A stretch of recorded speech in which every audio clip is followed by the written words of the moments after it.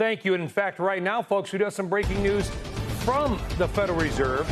We've got the latest beige book. Steve Leishman has the latest beige book. He's looked at it, but maybe also, Steve, you can comment on what we just talked about with Rick about this idea of, is there any chance the Federal Reserve does a pseudo form of QE? I'll get to that in a second. Let me get through these headlines here first, if I could, Brian.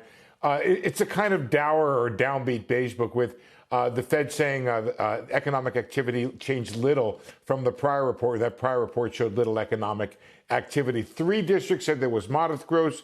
5 said there was no change. 5 saw a slight softening. Consumer spending inched down when it came to retail goods, and there's a big difference when it comes to by income group I'll get to in a second. But electric vehicle demand was boosted by auto sales, and of course, you know the end of that government tax incentive that ended in September. There was a further decline in leisure and hospitality demand from international travelers. That's something we've been tracking. Spending was strong by high-income earners. However, low and middle-income households continue to see discounts in the face of higher prices and elevated uncertainties, that is, seek discounts. Manufacturing was hit by higher tariffs and waning demand as well. Agriculture, energy, and transportation all were said to be generally down. There was some improved business lending, and that became, because of what you're just talking about, lower interest rates. Sentiment did improve in a few districts. Others said uncertainty was weighing down economic activity. Employment levels were stable. Labor demand was generally muted, however. Most districts saw employers lower headcounts through layoffs and attrition. So that's not good news there. Some employers were hiring temporary and part-time workers instead of hiring full-time workers. The labor supply was said to be strained in hospitality, agriculture, construction, and manufacturing, perhaps as a result of recent deportation and the immigration policies that are out there. Wages grew at a moderate pace. That's okay, modest to moderate pace.